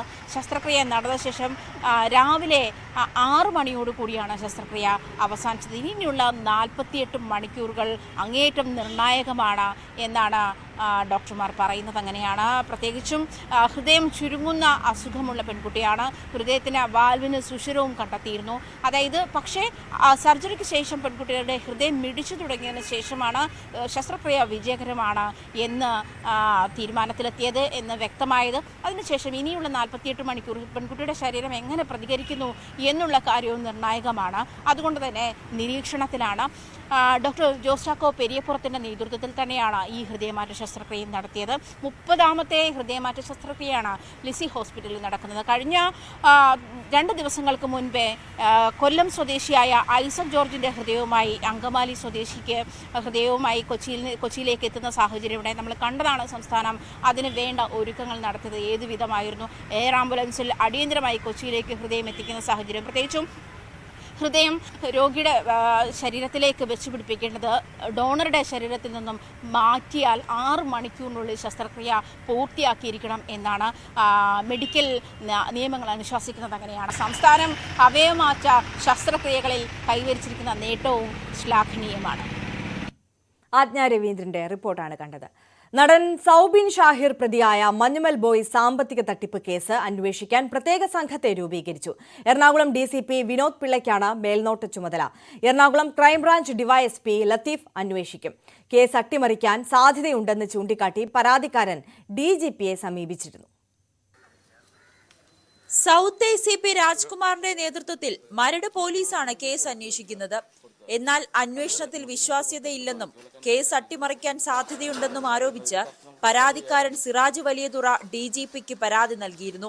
കേസിൽ ക്രമക്കേട് നടന്നതായി പറയുന്ന തുകയുടെ വ്യാപ്തിയും പരാതിക്കാരന്റെ അഭിഭാഷകൻ നിയമ നടപടി സ്വീകരിച്ചതും കണക്കിലെടുത്താണ് പുതിയ ഉത്തരവ്. പ്രതികളെ സഹായിക്കുന്ന തരത്തിൽ കേസിൽ കാലതാമസം ഉണ്ടാകുന്നുവെന്നും ബാങ്ക് ഇടപാടുകളുടെ പ്രധാനപ്പെട്ട രേഖകൾ ഫയലിൽ നിന്ന് എടുത്തുമാറ്റിയതായും പരാതി ഉയർന്നിരുന്നു. കേസിന്റെ മേൽനോട്ട ചുമതല കൊച്ചി സിറ്റി DCP വിനോദ് പിള്ളയ്ക്കായിരിക്കും. 7 കോടി രൂപയുടെ തട്ടിപ്പായതിനാൽ ക്രൈംബ്രാഞ്ച് DYSPയാണ് കേസ് അന്വേഷിക്കുക. 2 SP-മാരും സംഘത്തിലുണ്ട്. സൗബിനെ ക്രൈംബ്രാഞ്ചും ചോദ്യം ചെയ്യും. സൗബിനെയും സഹനിർമ്മാതാക്കളായ പിതാവ് ബാബു ഷാഹിർ, ഷോൺ ആന്റണി എന്നിവരെയും മരട് പോലീസ് 2 ദിവസം ചോദ്യം ചെയ്ത് വിട്ടയച്ചിരുന്നു. പ്രതികൾക്ക് ഹൈക്കോടതി മുൻകൂർ ജാമ്യവും നൽകിയിട്ടുണ്ട്. അതിനിടെ അവാർഡ് നൈറ്റിൽ പങ്കെടുക്കാൻ ദുബായിൽ പോകാൻ ജാമ്യവ്യവസ്ഥയിൽ ഇളവ് ആവശ്യപ്പെട്ട സൗബിന്റെ ഹർജി ഹൈക്കോടതി തള്ളിയിരുന്നു. ന്യൂസ് 18 കൊച്ചി. മുഖ്യമന്ത്രിയുടെ അവസാനത്തിന്റെ ആരംഭം കുറിച്ചെന്ന് പ്രതിപക്ഷ നേതാവ് VD സതീശൻ. ഒട്ടകപ്പക്ഷിയെപ്പോലെ മണ്ണിൽ മുഖം താഴ്ത്തിയിരിക്കുകയാണ് മുഖ്യമന്ത്രി. ചില പോലീസ് ഉദ്യോഗസ്ഥർ രാജാവിനേക്കാൾ വലിയ രാജഭക്തി കാണിക്കുന്നുവെന്നും അത്തരക്കാർ യൂണിഫോം ഇട്ട് കേരളത്തിലൂടെ നടക്കില്ലെന്നും VD സതീശൻ പറഞ്ഞു. എന്ത് നീതിയാണ് കേരളത്തിൽ നടപ്പാകുന്നത്? രാജാവിനേക്കാൾ രാജഭക്തി കാണിക്കുന്ന എല്ലാ ഉദ്യോഗസ്ഥന്മാരും ചെവിയിൽ നുള്ളിക്കോ. പണ്ടൊക്കെ ഞങ്ങൾ എല്ലാം പൊറുക്കുമായിരുന്നു. ഇനി ഇതെല്ലാം ഞങ്ങൾ ഓർത്തുവെക്കും. ചെവിയിൽ നുള്ളി വെച്ചോ. ഒറ്റൊരുത്തൻ കാക്കിയിട്ട് നടക്കില്ല. ഒറ്റൊരുത്തൻ കേരളത്തിൽ ഈ വൃത്തികേട് കാണിക്കുന്ന ഒരുത്തനും കേരളത്തിൽ കാക്കിയിട്ട് നടക്കില്ല. അത്രമാത്രം തോന്നിയാസവും അസംബന്ധവുമാണ് ഇവർ കാണിക്കുന്നത്. വിദ്യാർത്ഥി നേതാക്കന്മാരെ തലയിൽ തുണിയിട്ട് തീവ്രവാദികളെ പോലെ പോലീസ് സ്റ്റേഷനിൽ കൊണ്ടുവരുന്ന കാടത്തം എവിടെയാണുള്ളത്? എവിടെ മുഖ്യമന്ത്രി? എത്ര സംഭവങ്ങളാണ് കേരളത്തിൽ ഉണ്ടാകുന്നത്? ആഭ്യന്തര വകുപ്പിന്റെ ചുമതലയുള്ള മുഖ്യമന്ത്രി എന്തേ മൗനം പാലിക്കുന്നു? ഇയാൾ ഒട്ടക പക്ഷിയെ പോലെ മണ്ണിൽ തലപൂഴ്ത്തിയിരിക്കുകയാണ്. ഒരു ഭരണാധികാരിക്ക് ചേർന്നതല്ല നിങ്ങളുടെ ഈ മൗനം. നിങ്ങൾക്ക് ഭയമാണ് സംസാരിക്കാൻ, നിങ്ങൾക്ക് പേടിയാണ് സംസാരിക്കാൻ. നിങ്ങൾക്ക് ധൈര്യമുണ്ടെങ്കിൽ നിങ്ങൾ വന്ന് ഈ സംഭവങ്ങൾ ഉണ്ടായത് നിങ്ങളുടെ വകുപ്പിലാണ് ഈ വൃത്തികേടുകൾ നടന്നിരിക്കുന്നത്. നിങ്ങളുടെ വകുപ്പിലാണ് മുഖ്യമന്ത്രി ഈ തോന്നിയാസം മുഴുവൻ നടക്കുന്നത്. കേട്ടുകേൾവിയില്ലാത്ത വൃത്തികേടുകൾ കേരളത്തിൽ പോലീസിന്റെ പേരിൽ അരാജകത്വവും അതിക്രമവും നടക്കുന്നത്. CPM തരം താഴ്ത്തുന്നവരെ BJP ഉയർത്തിക്കൊണ്ടുവരുമെന്ന് MD രമേശ്. തലക്കുളത്തൂർ പഞ്ചായത്ത് പ്രസിഡന്റിനെ തരം താഴ്ത്തിയ സംഭവത്തിലാണ് പ്രതികരണം. ഭാരതാംബയോട് CPMനുള്ള വിരോധം എല്ലാവർക്കും അറിയാമെന്നും MD രമേശ് പറഞ്ഞു. ഭാരതാംബയോട് CPMനോടുള്ള വിരോധം നമുക്കറിയാമല്ലോ. അവർ ഭാരതത്തെ അമ്മയായി കാണാത്തൊരു പാർട്ടിയാണല്ലോ. CPMനെ പോലെ ഒരു പാർട്ടി ഇങ്ങനെ നിലപാടെടുക്കുന്നുണ്ടാണ് അവർ ഇത്തരത്തിൽ ഇല്ലാതായിക്കൊണ്ടിരിക്കുന്നത്. അവരിനെയും അത്തരം നിലപാടുകൾ തുടർന്നുകൊണ്ടേയിരിക്കണം. അങ്ങനെ തുടരുന്നത് ഞങ്ങൾക്ക് നല്ലതാണ്. കൂടുതൽ ആളുകൾ അവരെ തരംതാഴ്ത്തി കഴിഞ്ഞാൽ അവരെയെല്ലാം മേലോട്ട് ഉയർത്താൻ BJP തയ്യാറാണ്. അതുകൊണ്ട് അവർ തരംതാഴ്ത്തി നടത്തിക്കൊണ്ടേയിരിക്കട്ടെ എന്നേ ഞങ്ങൾക്ക് പറയാനുള്ളൂ. ഭാരതാംബികൾക്ക് മുന്നിൽ ഒരു ഫോട്ടോ നിലവിളക്ക് കത്തിച്ചതിന് പേരിൽ ആരെങ്കിലും എതിർക്കപ്പെടുകയാണെങ്കിൽ അവരെ BJP സപ്പോർട്ട് ചെയ്യാൻ കഴിയും. അതിൽ രാഷ്ട്രീയമൊന്നുമില്ല. KSU പ്രവർത്തകരെ മുഖം മൂടിയും കൈവിലങ്ങും ധരിപ്പിച്ച് കോടതിയിൽ ഹാജരാക്കിയ സംഭവത്തിൽ പ്രതിഷേധം ശക്തം. വടക്കാഞ്ചേരി SHO ഷാജഹാന്റെ പട്ടാമ്പിയിലെ വസതിയിലേക്ക് യൂത്ത് കോൺഗ്രസ് നടത്തിയ മാർച്ച് സംഘർഷത്തിൽ കലാശിച്ചു. പ്രവർത്തകർക്ക് നേരെ പോലീസ് ജലപീരങ്കി പ്രയോഗിച്ചു.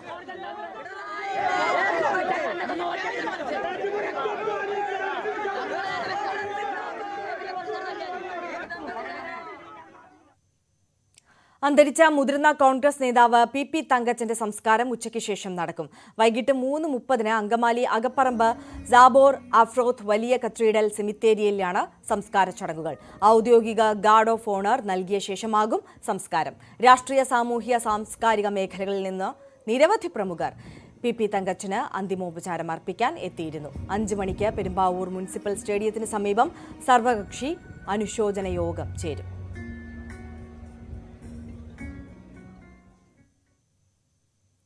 ഇന്ത്യക്ക് മേൽ ഇരട്ട തീരുവ പ്രഖ്യാപിച്ചത് വലിയ ഭിന്നതയ്ക്ക് ഇടയാക്കിയെന്ന് അമേരിക്കൻ പ്രസിഡന്റ് ഡൊണാൾഡ് ട്രംപ്. ഇത് ഇരു രാജ്യങ്ങളെയും വലിയ തർക്കത്തിലേക്ക് നയിച്ചുവെന്നും ട്രംപ് പറയുന്നു. എന്നാൽ ഇരട്ട തീരുവ പിൻവലിക്കുമെന്ന കാര്യത്തിൽ ട്രംപ് വ്യക്തത വരുത്തിയിട്ടില്ല. യുക്രൈൻ യുദ്ധം അവസാനിപ്പിക്കാനെന്ന് പറഞ്ഞാണ് റഷ്യയിൽ നിന്ന് എണ്ണ വാങ്ങുന്ന ഇന്ത്യക്ക് മേൽ ഡൊണാൾഡ് ട്രംപ് 50% തീരുവ ചുമത്തിയത്. ആദ്യം 25% തീരുവ ചുമത്തിയ ട്രംപ് ഭരണകൂടം ഓഗസ്റ്റ് 27 മുതൽ ഇത് 50%ആക്കി വർദ്ധിപ്പിക്കുകയായിരുന്നു.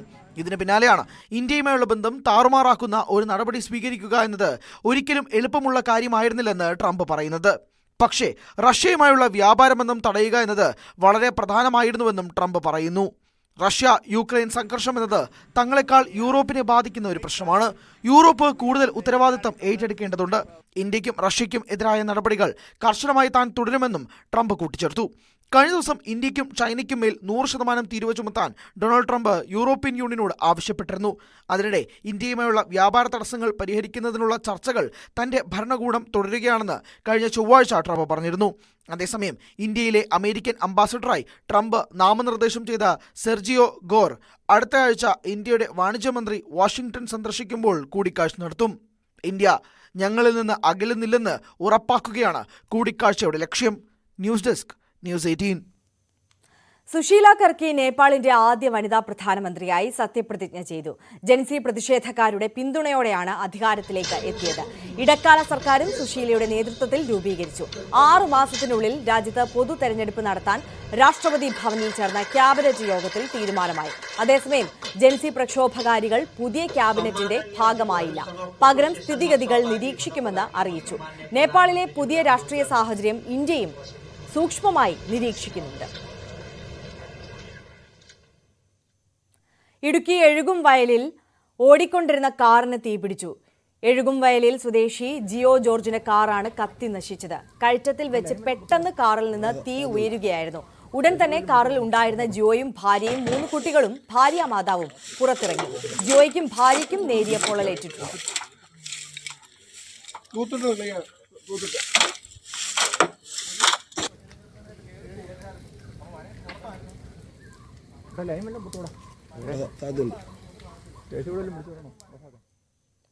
തിരുവനന്തപുരം ആറ്റിങ്ങലിൽ പാർക്ക് ചെയ്തിരുന്ന കാറിന് തീപിടിച്ചു. ആറ്റിങ്ങൽ KSRTC സ്റ്റാൻഡിന് സമീപം രാത്രി 1 മണിയോടെയായിരുന്നു സംഭവം. കാറിൽ ഉണ്ടായിരുന്ന 2 പേരും ഉടൻ പുറത്തിറങ്ങി രക്ഷപ്പെട്ടു. കാറിന്റെ മുൻഭാഗം പൂർണ്ണമായും കത്തി നശിച്ചു. ആറ്റിങ്ങൽ ഫയർ ആൻഡ് റെസ്ക്യൂ സേന എത്തി തീ നിയന്ത്രണ വിധേയമാക്കുകയായിരുന്നു.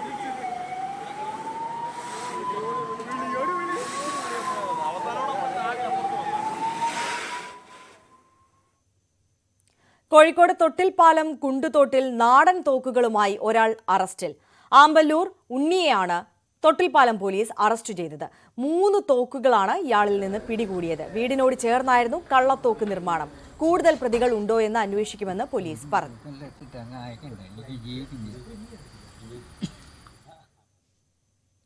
തിരുവനന്തപുരം പാറശാല പരശുവെക്കലിൽ ശ്രീകൃഷ്ണ ജയന്തിയോടനുബന്ധിച്ച് സ്ഥാപിച്ചിരുന്ന കൊടിത്തോരണങ്ങൾ നശിപ്പിച്ചതായി പരാതി. പരശുവെക്കൽ, പെരുവിള തുടങ്ങിയ പ്രദേശങ്ങളിലാണ് കൊടിത്തോരണങ്ങൾ നശിപ്പിച്ച നിലയിൽ കണ്ടെത്തിയത്. സംഭവത്തിൽ അന്വേഷണം ആവശ്യപ്പെട്ട് ബാലഗോകുലം സംഘാടകർ പാറശാല പോലീസിന് പരാതി നൽകി. തിരുവനന്തപുരം പൊഴിയൂർ പഴയ ഉച്ചക്കടയിൽ മൃതദേഹം കണ്ടെത്തി. പഴയ ഉച്ചക്കട കുരുവിത്തോട്ടം ചാനലിൽ 50 വയസ്സ് പ്രായം തോന്നിക്കുന്ന പുരുഷന്റെ മൃതദേഹമാണ് കണ്ടെത്തിയത്. ഇതുവഴി നടന്നുപോയപ്പോൾ വീണതാകാമെന്നാണ് പ്രാഥമിക നിഗമനം. പൊഴിയൂർ പോലീസ് സ്ഥലത്തെത്തി അന്വേഷണം ആരംഭിച്ചു. ഫോർമിക് ആസിഡുമായി യാത്ര ചെയ്യുന്നതിനിടയിൽ അപകടത്തിൽപ്പെട്ട് ചികിത്സയിലായിരുന്ന ഗൃഹനാഥൻ മരിച്ചു. നെയ്യാറ്റിൻകര കത്തിപ്പാറ സ്വദേശി തങ്കച്ചനാണ് മരിച്ചത്. കന്യാകുമാരി ജില്ലയിലെ കുലശേഖരത്തിന് സമീപമായിരുന്നു അപകടം. തിരുവനന്തപുരം മെഡിക്കൽ കോളേജിൽ പോസ്റ്റ്മോർട്ടം നടപടികൾക്ക് ശേഷം മൃതദേഹം ബന്ധുക്കൾക്ക് വിട്ടു നൽകും. കുലശേഖരപുരം പോലീസ് കേസെടുത്ത് മേൽ നടപടി സ്വീകരിച്ചു. കൊല്ലം അഞ്ചൽ കുളത്തൂപ്പുഴ റോഡിൽ വീടിന്റെ മുകളിലേക്ക് ലോറി മറിഞ്ഞ് അപകടം. വീട്ടിലുണ്ടായിരുന്നവരും ലോറി ഡ്രൈവറും അത്ഭുതകരമായി രക്ഷപ്പെട്ടു. വീട് പൂർണ്ണമായും തകർന്നു. ഇന്നലെ രാത്രി 12:30ഓടെയാണ് അപകടം നടന്നത്. വീട്ടിലുണ്ടായിരുന്ന ഫാത്തിമ ബീവിയും മകൻ സനോജുമാണ് അത്ഭുതകരമായി രക്ഷപ്പെട്ടത്. ലോറി ഡ്രൈവർ 2 മണിക്കൂറോളം ലോറിയിൽ കുടുങ്ങിക്കിടന്നു.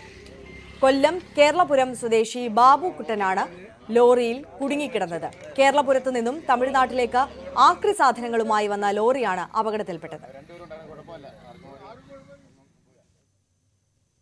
കൊല്ലം ആര്യങ്കാവ് ചെക്ക് പോസ്റ്റിന് സമീപത്ത് നിന്ന് രാജവെമ്പാലയെ പിടികൂടി. പാമ്പിനെ കണ്ടെന്ന വിവരം ഡ്രൈവർമാരാണ് വനപാലകരെ അറിയിച്ചത്. വനവകുപ്പ് സംഘം രാജവെമ്പാലയെ സാഹസികമായി പിടികൂടി ഉൾവനത്തിലേക്ക് മാറ്റി.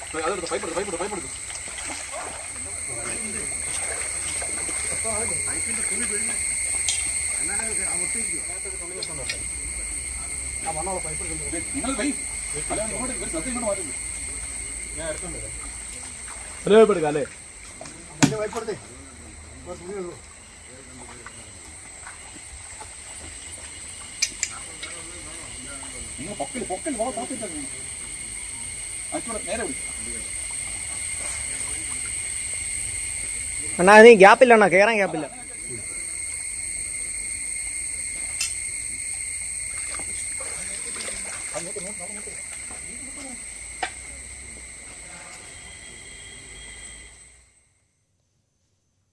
മഴയായാലും വെയിലായാലും പട്ടാമ്പിയിൽ യാത്രാ ദുരിതത്തിന് അറുതിയില്ല. ഏറെ നാളത്തെ ആവശ്യങ്ങൾക്ക് ശേഷം നവീകരണം തുടങ്ങിയെങ്കിലും ഇപ്പോൾ നാട്ടുകാരെ വലയ്ക്കുന്നത് രൂക്ഷമായ പൊടിശല്യമാണ്.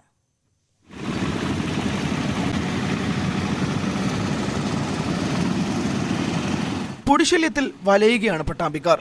കാലങ്ങളായി തകർന്നു കിടന്ന റോഡിൽ അറ്റകുറ്റപ്പണി തുടങ്ങിയെങ്കിലും നാട്ടുകാരുടെ ബുദ്ധിമുട്ട് തീരുന്നില്ല. വാഹനങ്ങൾ പോകുമ്പോൾ ഉയരുന്ന പൊടിയാണ് നാട്ടുകാരെ വലയ്ക്കുന്നത്. മഴയായാൽ ചെളിയും വെയിൽ വന്നാൽ പൊടിയുമാണ് ബുദ്ധിമുട്ടാകുന്നത്. ബൈക്ക് യാത്രക്കാരാണ് ഏറെ പ്രയാസം അനുഭവിക്കുന്നത്.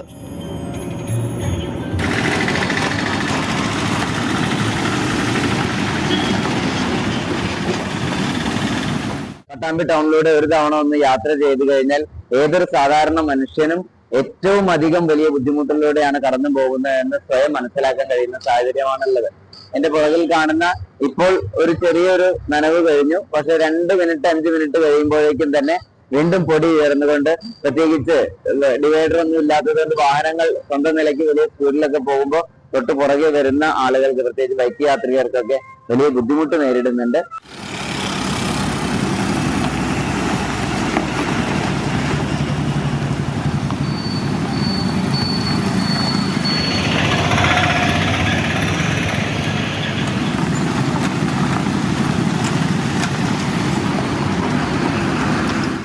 പൊടിശല്യം രൂക്ഷമായതോടെ റോഡരികിലെ കടകൾ അടച്ചിടേണ്ട അവസ്ഥയാണ്.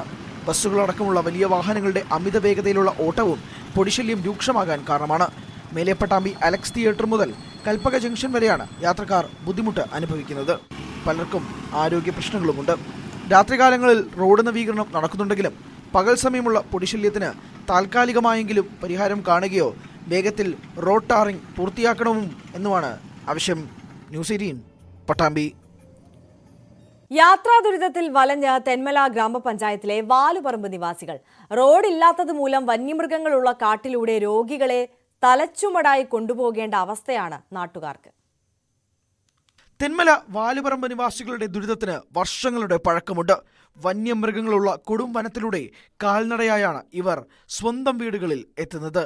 കഴുതുരുട്ടി റെയിൽവേ സ്റ്റേഷൻ ജംഗ്ഷനിൽ നിന്നും 400 മീറ്റർ കഴിഞ്ഞ് ഒരു ചെറിയ പാലം നിർമ്മിച്ചു നൽകിയാൽ 6 കിലോമീറ്റർ ചുറ്റി സഞ്ചരിക്കാതെ പ്രദേശവാസികൾക്ക് ഗ്രാമത്തിലെത്താൻ കഴിയും. എന്നാൽ വർഷങ്ങളായി നിയമക്കുരുക്ക് പറഞ്ഞ് പ്രദേശവാസികളെ അവഗണിക്കുകയാണ് അധികൃതർ. യാത്രാ സൗകര്യം ഇല്ലാത്തതുകൊണ്ട് എവിടെയും വണ്ടി സൗകര്യമുള്ളവർക്ക് ഒരു വീടിനുള്ള ഒരു 3 സെന്റ് സ്ഥലവും ഒരു പഞ്ചായത്തിൽ നിന്ന് അനുവദിച്ച് കിട്ടണം. എനിക്ക് അത് മാത്രമേ ഉള്ളൂ ഒരു ആഗ്രഹവും. കൊണ്ടുപോകാൻ വഴി സൗകര്യം വണ്ടി സൗകര്യമുള്ള ഒരു വീട് വേണം. അത് പഞ്ചായത്തിൽ നിന്ന് എനിക്കൊരു 3 സെന്റ് സ്ഥലവും അതിനുള്ള ഒരു സഹായം ചെയ്തു തരണം.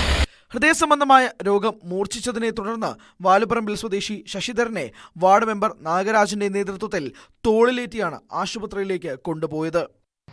അവിടെ പോയി കഴിഞ്ഞാൽ പെട്ടെന്ന് ആശുപത്രി എടുത്തുകൊണ്ട് ഈ ഒരു ജീപ്പും ഈ ഒരു ഡ്രൈവറും അല്ലാതെ വേറെ ആരും ആ റൂട്ടിലോട്ട് പോകത്തില്ല. ഒന്ന്. രണ്ടാമത്, ഇതുപോലെയുള്ള പാലിയേറ്റീവ് രോഗികൾ വനാന്തരങ്ങളിൽ താമസിക്കുന്നവർക്ക് അടിയന്തരമായ റോഡ് സൈഡിൽ അവർക്ക് താമസ സൗകര്യം, റോഡ് സൗകര്യം ഉള്ളിടത്ത് 3 സെന്റ് സ്ഥലം കൊടുക്കുന്നതിന് ഗ്രാമപഞ്ചായത്ത് മുൻഗണന നൽകണമെന്ന് കഴിഞ്ഞ എല്ലാ ബഡ്ജറ്റ് കമ്മിറ്റിയിലും നമ്മൾ പറയുന്നുണ്ടെങ്കിലും അത് നടപ്പാക്കാത്ത സാഹചര്യമാണ് ഉള്ളത്. 20ഓളം കുടുംബങ്ങൾ താമസിച്ചിരുന്ന പ്രദേശത്ത് ഇപ്പോൾ വിരലിൽ എണ്ണാവുന്നവർ മാത്രമാണുള്ളത്. വന്യമൃഗങ്ങളുടെ ശല്യവും അടിസ്ഥാന സൗകര്യവും ഇല്ലാത്തത് മൂലം വീട് വിട്ടുപോവുകയാണ് താമസക്കാർ. ന്യൂസ് 18 പുനലൂർ. രാഹുൽ മാങ്കൂട്ടത്തിൽ വിഷയത്തിൽ നേതൃത്വത്തിന് പിന്തുണ നൽകിയതിന് അഡ്മിൻ സ്ഥാനത്ത് നിന്ന് മാറ്റിയെന്ന് ആരോപണം. ഡിജിറ്റൽ മീഡിയ സെല്ലിനെതിരെ KPCCക്ക് പരാതി നൽകി എറണാകുളം ജില്ലയുടെ ചുമതല വഹിക്കുന്ന PV ജെയിൻ, ജിജോ മാത്യു, സന്ദീപ് വാഴക്കാടൻ, റിനീഷ് തുരുത്തിക്കാടൻ, ഷാനവാസ് എന്നിവർക്കെതിരെയാണ് പരാതി. വ്യാജ അക്കൗണ്ടുകളിലൂടെ കോൺഗ്രസ് നേതൃത്വത്തെ അധിക്ഷേപിച്ചതിന് പിന്നിൽ ഇവരാണെന്നാണ് പരാതിയിലെ ഉള്ളടക്കം. ഡാനി പോൾ ചേരുന്നു കൂടുതൽ വിവരങ്ങളുമായി. ഡാനി, വിശദാംശങ്ങൾ. ഇതിൽ പ്രധാനപ്പെട്ടതെന്ന് പറയുന്നത് ജില്ലയുടെ എറണാകുളം ജില്ലയുടെ ചുമതല വഹിക്കുന്ന ഡിജിറ്റൽ മീഡിയയുടെ ചുമതല വഹിക്കുന്ന PV ജെയിനാണ് പരാതി നൽകിയിരിക്കുന്നത്. പ്രധാനമായി രാഹുൽ മാങ്കൂട്ടത്തിൽ വിഷയത്തിൽ നേതൃത്വത്തെ പിന്തുണച്ചതാണ് തനിക്കെതിരെയുള്ള ഒരു നീക്കത്തിന് കാരണമായിട്ട് ജെയിൻ ചൂണ്ടിക്കാണിക്കുന്നത്. ഇതിൽ അവർ പേരുകൾ എടുത്ത് പറയുന്നുണ്ട്. ജിജോ മാത്യു, സന്ദീപ് വാഴക്കാടൻ, റിനീഷ് തുരുത്തിക്കാടൻ, ഷാനവാസ് എന്നിവർക്കെതിരെയാണ് ഈ പരാതി നൽകിയിരിക്കുന്നത്. ഇവർ വ്യാജ അക്കൗണ്ടുകളിലൂടെ കോൺഗ്രസ് നേതൃത്വത്തെ അധിക്ഷേപിക്കുന്നതായിട്ട് ഈ പരാതിയിൽ പറയുന്നു. അതോടൊപ്പം തന്നെ നേതൃത്വത്തെ പിന്തുണയ്ക്കരുതെന്ന് ജിജോ മാത്യു ആവശ്യപ്പെട്ടതായി പരാതിയിൽ ചൂണ്ടിക്കാണിക്കുന്നുണ്ട്.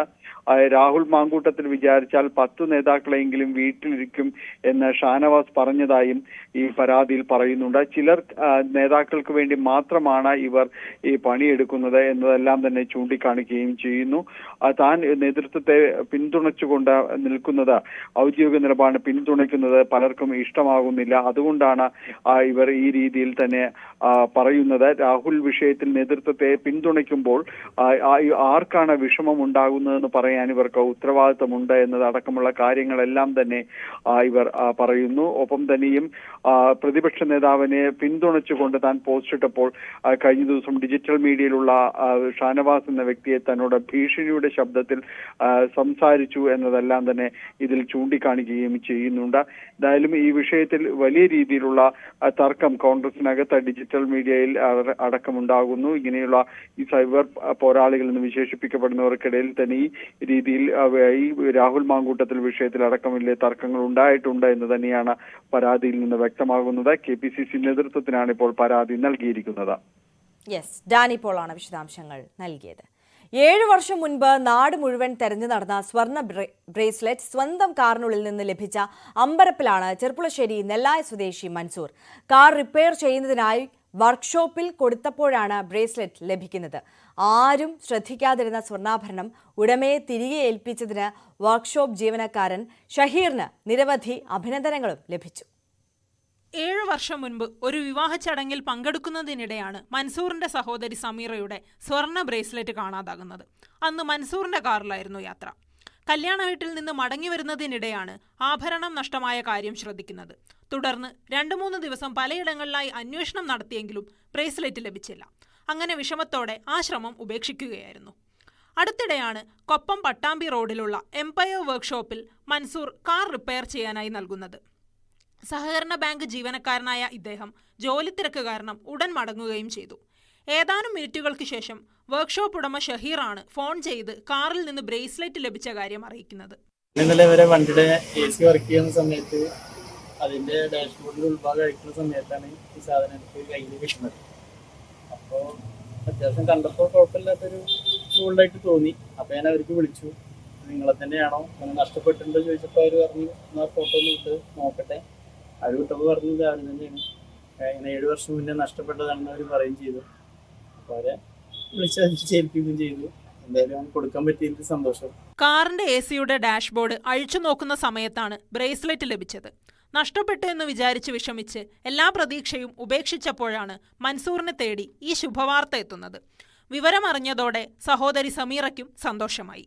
ആരെങ്കിലും കയ്യിൽപ്പെട്ടു അവര് കൈവശം വെച്ചിട്ടുണ്ട് എന്നാണ് വിചാരിച്ചത്. പക്ഷേ ഷഹീർ എന്ന ഈ നല്ല മനുഷ്യൻ അങ്ങനെ തന്നെ പറയണം. കാരണം ഏകദേശം ഒരു 2.5 പവൻ ഇന്നത്തെ മാർക്കറ്റ് വാല്യൂ നോക്കുകയാണെങ്കിൽ ഏകദേശം ഒരു 2 ലക്ഷം രൂപ വില മതിക്കുന്ന ഒരു ബ്രേസ്ലെറ്റ് ആണ് ഇദ്ദേഹം. ഞാൻ പോലും ഇവിടെ ഇല്ല, കാരണം ഈ ഷഹീർ എന്ന ആളെ ഞാൻ മുമ്പ് പരിചയം പോലും ഇല്ല. അങ്ങനെ ഇദ്ദേഹം എന്നെ വിളിച്ചു പറഞ്ഞു വണ്ടിയിൽ നിന്ന് കൺസോളിൽ നിന്ന് ഒരു സ്വർണ്ണ ചെയിന് കിട്ടിയിട്ടുണ്ട് എന്ന് പറഞ്ഞപ്പോൾ തന്നെ എനിക്ക് വളരെ സന്തോഷമായി. അപ്പൊ തന്നെ ഇദ്ദേഹം എനിക്ക് ഫോട്ടോ അയച്ചു തന്നു. ഞാൻ എന്റെ സഹോദരിക്ക് അയച്ചു കൊടുത്തു. ഇത് അന്ന് പോയ ബ്രേസ്ലെറ്റ് തന്നെയെന്ന് ഉറപ്പുവരുത്തി. ആരും അന്വേഷിക്കാനില്ലായിരുന്ന ആഭരണം തിരികെ ഏൽപ്പിക്കാൻ കാണിച്ച ഷഹീറിന്റെ മനസ്സിന് മൻസൂർ ഹൃദയത്തിന്റെ ഭാഷയിലാണ് നന്ദി പറഞ്ഞത്. വിവരമറിഞ്ഞതോടെ നാട്ടുകാരുടെ അഭിനന്ദന പ്രവാഹവും വർക്ക്ഷോപ്പ് ഉടമയെ തേടിയെത്തി. ന്യൂസ് 18 പാലക്കാട്. മലബാർ ഗ്രൂപ്പ് ലോകാരോഗ്യ സംഘടനയുമായി സഹകരിച്ച് നർച്ചറിംഗ് ബിഗിനിങ്സ് പദ്ധതി നടപ്പാക്കുന്നു. കോഴിക്കോട് കുറ്റിക്കാട്ടൂരിലെ മലബാർ ഹെഡ് ക്വാർട്ടേഴ്സിൽ നടന്ന ചടങ്ങിൽ ധാരണാപത്രം ഒപ്പുവെച്ചു. ലോകാരോഗ്യ സംഘടനാ പ്രതിനിധികൾ ചടങ്ങിൽ പങ്കെടുത്തു. നഗരപ്രദേശങ്ങളിലെ പിന്നോക്ക സമൂഹങ്ങളിൽ നിന്നുള്ള അമ്മമാരുടെയും കുട്ടികളുടെയും പോഷകാഹാരക്കുറവും ക്ഷേമവും മെച്ചപ്പെടുത്തുകയാണ് പദ്ധതിയുടെ ലക്ഷ്യം. ചടങ്ങിൽ ലോകാരോഗ്യ സംഘടനയുടെ ഇന്ത്യൻ പ്രതിനിധി doctor Roderico H Ofrin, national professional officer doctor P Muhammad Asheel, Malabar group chairman MP Ahmed, India operations managing director Asher O, executive director Nishad AK തുടങ്ങിയവർ സംബന്ധിച്ചു.